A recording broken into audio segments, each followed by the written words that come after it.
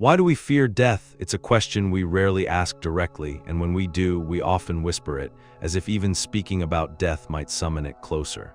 It hides behind other fears. Fear of aging, fear of illness, fear of time slipping away. But if we look closer, many of our fears are just masks worn by a deeper one, the fear of death. From the moment we become aware of life, we also become aware of its eventual end.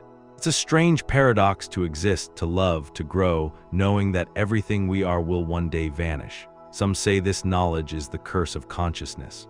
Others say it's what gives life its meaning. But what is it exactly that we're afraid of? For some, it's the pain, the suffering that might come before death, the slow breakdown of the body, the loss of independence, dignity, or clarity, the decay of something that once felt strong and whole. For others, it's the finality. The thought that everything they are, all their memories, ideas, hopes, and emotions will simply end, not drift away, not transform, but cease. A full stop at the end of a sentence that once danced with meaning. There's also the fear of the unknown. We don't know what comes after, we don't know if anything comes after, and the human mind struggles with uncertainty. We crave answers, maps, patterns, something to help us feel safe in the chaos, and death refuses to give us that. Try for a moment to imagine non-existence, not sleep, not unconsciousness, not darkness, just nothing, no awareness, no thought, not even the idea of you. It's impossible, because every attempt to imagine nothing becomes something. That's how deeply embedded our sense of being is. This is where the philosopher Epicurus enters the conversation.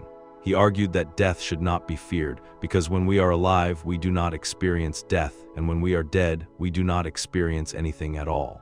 Death is nothing to us, he wrote. It sounds logical, comforting even, but does logic erase fear? If fear were only a product of reason, perhaps it could be argued away, but fear is older than reason.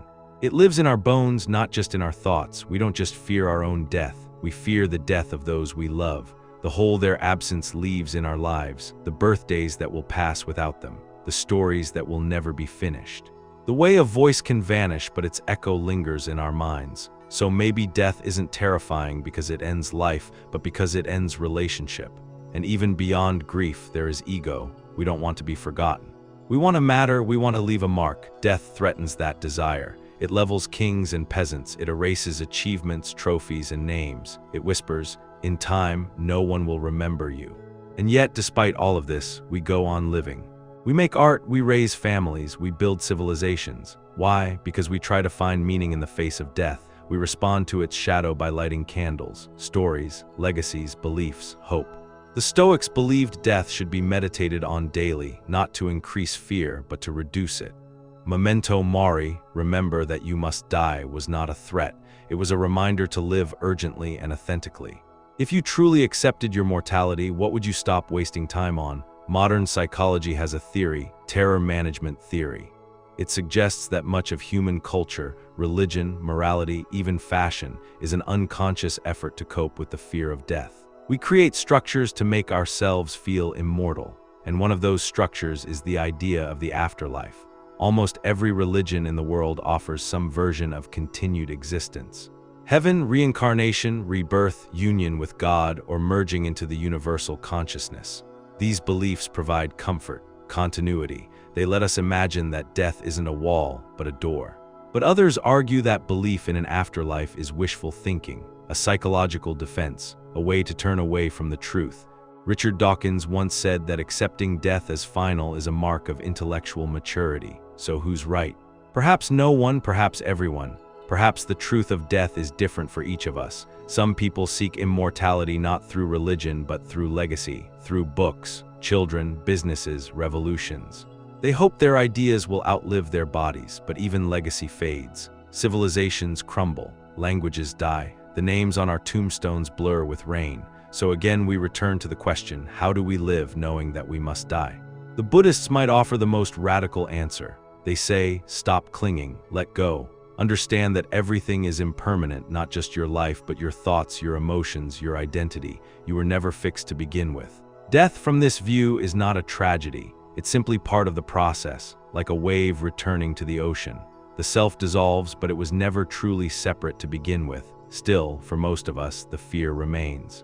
So what do we do with it? Maybe the answer is not to eliminate the fear of death, but to understand it, to listen to it, to see what it reveals about our values. What do you really fear? Pain, insignificance, loss, or the unknown? What would you do differently if you weren't afraid? Or better yet, what would you do differently if you were? Because sometimes fear is a compass. Sometimes it shows us what we care about most. Maybe you fear death because you love life, because you have something worth losing, and maybe that's not something to be ashamed of, but something to honor. We often imagine death as the enemy, but what if it's the reason life has any shape at all? Think about it.